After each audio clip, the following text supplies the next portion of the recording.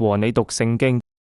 和睦的人有福了，因為他們必稱為神的兒子。用順口溜記一張靈命記性漸增長。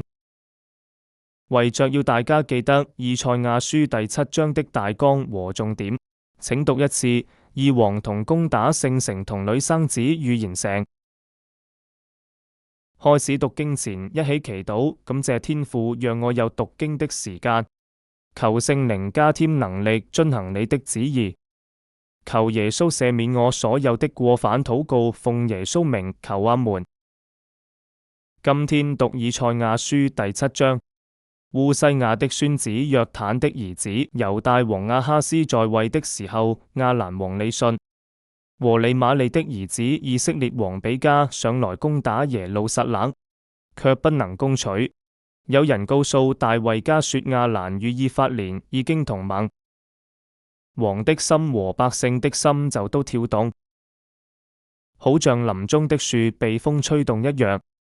耶和華對以賽亞說：你和你的兒子施亞亞述出去，到上池的水溝頭，在漂布地的大路上去迎接亞哈斯，對他說：你要謹慎安靜，不要因亞蘭王利汛和利瑪利的兒子這兩個冒煙的火把頭所發的烈怒害怕，也不要心裏膽怯，因為亞蘭和以法蓮並利瑪利的兒子設戶謀害你，說我們可以上去攻擊猶大，要亂他，攻破他在其中納他比勒的兒子為王。所以主耶和華如此說：這所謀的必立不住，也不得成就。原來亞蘭的守城是大馬色，大馬色的首領是利汛。65年之內，以法蓮必然破壞，不再成為國民。以法蓮的守城是撒瑪利亞，撒瑪利亞的首領是利瑪利的兒子。你們若是不信，定然不得立穩。耶和華又曉亞哈斯說：你向耶和華你的神求一個兆頭，或求顯在深處，或求顯在高處。亞哈斯說：我不求，我不試探耶和華。以賽亞說：大衛家啊，你們當聽，你們使人厭煩，豈算小事？還要使我的神厭煩麼？因此主自己要給你們一個兆頭，必有童女懷孕生子，給他起名叫以馬內利，就是神與我們同在的意思。到他曉得棄惡擇善的時候，他必吃奶油與蜂蜜，因為在這孩子還不曉得棄惡擇善之先，你所憎惡的那二王之地必自然棄。耶和華必使亞述王攻擊你的日子臨到，你和你的百姓並你的父家。自從以法蓮離開猶大以來，未曾有這樣的日子。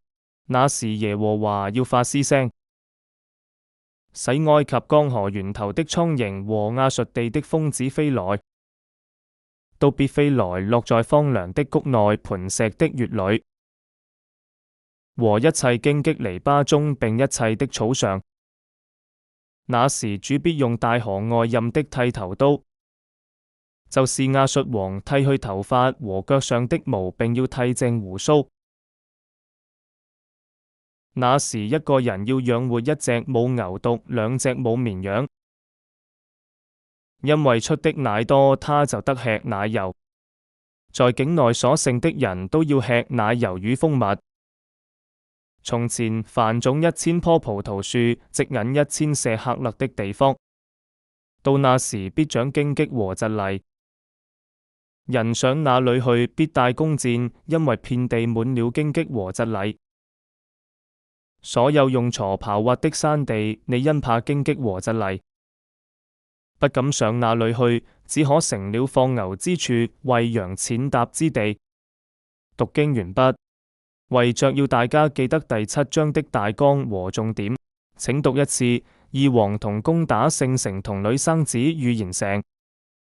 若果大家對以上14個字有更好建議，歡迎留言指教。結束祈禱。親愛的主耶穌，求你賜我記性，記得以上經文的重點：二王同攻打聖城同女生子預言城，又要勤讀聖經，以致能夠應用在日常生活中，抵擋那些似是而非的問題，不被世上荒謬言論迷惑。禱告奉主耶穌基督名求阿們。希望能夠每天和你一起讀聖經、記聖經，一起與神親近重溫。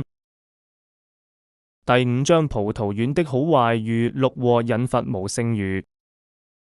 第6章得見異象，以賽亞，我在這裡差我啊。第7章二王同攻打聖城同女生子預言城。